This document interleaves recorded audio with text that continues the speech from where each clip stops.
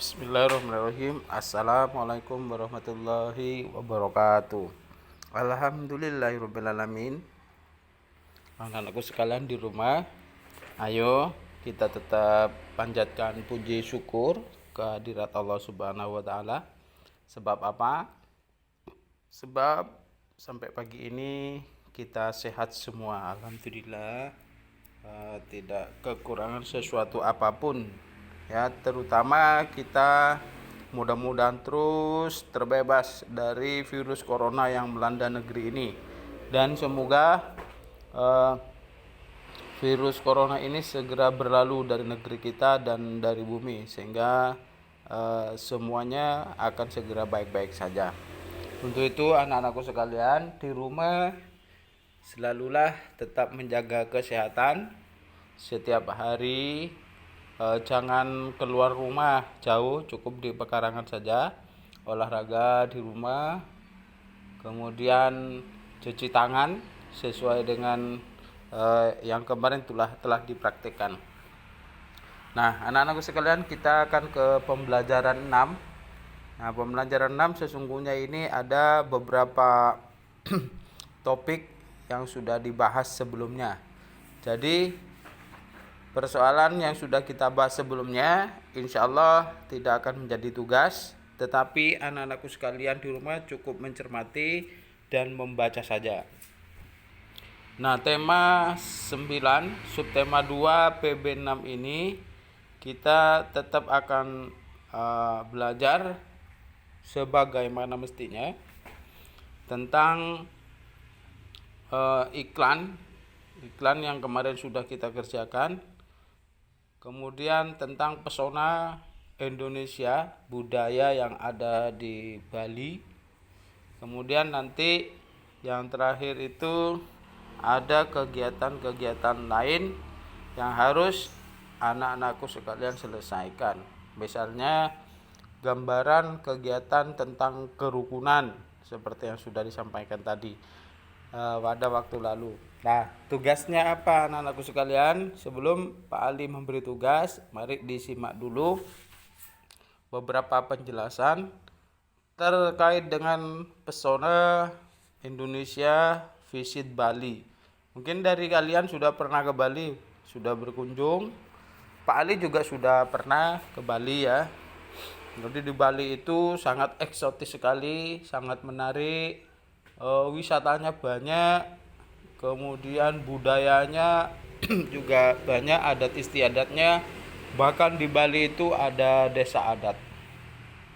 Nah, di Bali tempat wisata apa yang paling banyak dikunjungi? Di situ ada Tanah Lot, Pura Tanah Lot. Itu ada pura di batu besar, kemudian batunya terletak di pantai. Situ Tanah Lot. Kemudian ada Danau Beratan Bedugul. Nah, kalau ke Bedugul itu naik ke atas ke perbukitan. Nah, di atas di dataran tinggi itu ada danau yang luas, dingin. Nah, itulah Danau Bedugul. Di sana disediakan alat transportasi speedboat, ya, untuk bisa mengelilingi danau itu.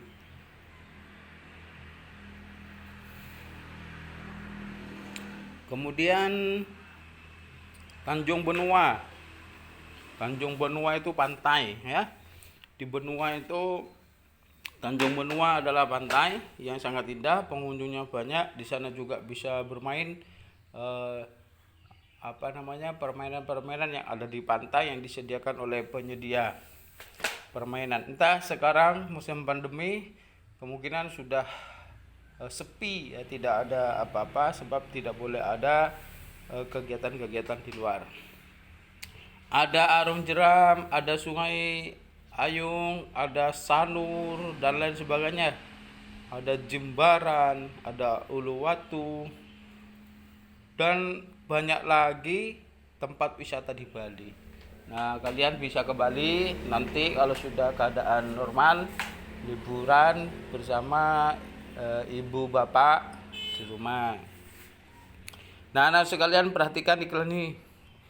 Jadikan gigi bersih dan kuat. Kemarin ini juga sudah disampaikan dan juga sudah disimpulkan di atas.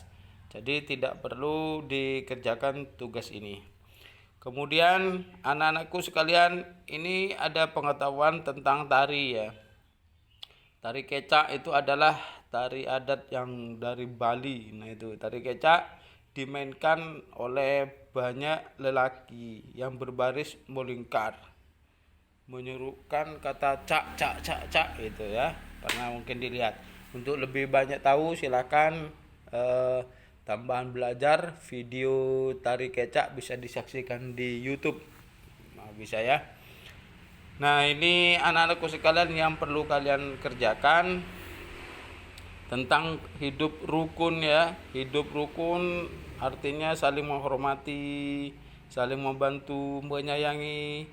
Hidup rukun dilakukan di rumah, di sekolah, di lingkungan masyarakat. Nah, usaha-usaha apa sih yang kamu lakukan untuk menciptakan hidup rukun di rumah, hidup rukun di sekolah, hidup rukun di masyarakat? Nah, itu tuliskan uraiannya di kolom itu. Jadi, hidup rukun di rumah misalnya dengan adik selalu mengalah, manut perintah orang tua. Kalau di sekolah dengan teman, sesama teman menghargai ya, tidak mencela. Kalau di masyarakat apa? Dengan teman bermain atau dengan siapa saja supaya menjaga perasaan, berbudi pekerti yang baik dan lain sebagainya. Nah, nomor 2, apakah kerukunan bagimu memberikan rasa aman? Nah, kalau kamu rukun, aman tidak? Menjaga persatuan dan kesatuan dengan rukun bisa tidak? Apakah kalian dengan rukun itu hidupnya akan menjadi kacau? Nah, itu kan sudah bisa dipastikan. Kalau rukun akan menciptakan kedamaian, akan menciptakan keamanan, keasrian, dan kita akan menjadi kuat, negara yang hebat.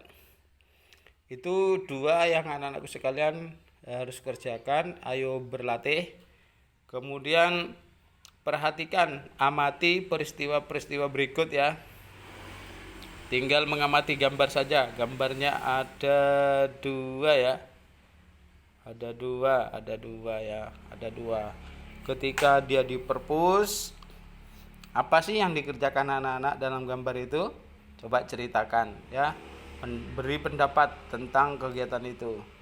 Ada yang menata buku, ada yang ya mengambil buku dan lain sebagainya. Silakan diuraikan. Yang kedua, ini ada bapak-bapak di pos kamling ya, sedang berjaga malam. Nah, bagaimana komentar kamu, pendapatnya terhadap kegiatan bapak-bapak itu?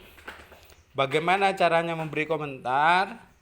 Yang pertama, kalian gambar ini kalau sudah diperoleh, silahkan di screenshot, kemudian gunting gambarnya, tempel, lalu komentari ya.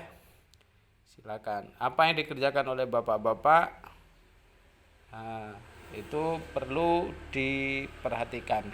Saya kira anak-anak sudah cukup jelas itu ya. Jadi tugas yang pertama, ayo berlatih ini 2. Kemudian ayo mengamati, tugasnya juga 2. Kemudian untuk yang lain, ini ayo berlatih dibaca saja, minta pendapat orang tua, didengarkan nasihat-nasihat orang tua di rumah. Apa sih manfaat kerukunan itu? Diantaranya ya saling menguatkan, membuat situasi damai, rukun, aman, tidak terjadi gejolak. Itu misalnya manfaatnya semacam itu. Nah, itu cukup anak-anakku sekalian mendengarkan penjelasan dari Bapak Ibu di rumah. Ini tidak perlu diisi, tidak apa-apa.